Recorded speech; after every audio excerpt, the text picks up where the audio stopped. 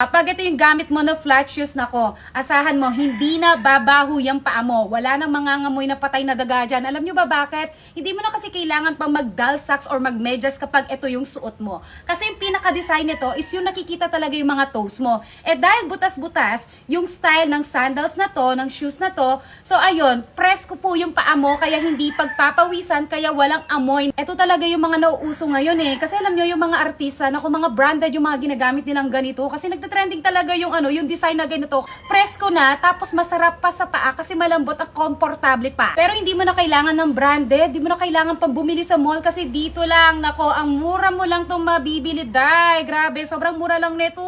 Pero ang ganda-ganda na, napaka-unique ng style niya at komportable pang suotin. True to size po tong flat shoes na to. Yung size ko 37 talaga. Tapos ayan, itong chinek out ko 37, tamang-tama lang po sa size ng paa ko. Madami po mga available colors nito. Grabe, sobrang ganda at sobrang mura ng shop kung saan ko binili to. Kaya nako, ano pang hinihintay mo? Ayan i-check out mo na. Feeling ko nga mag-check out pa ako ng color black nila.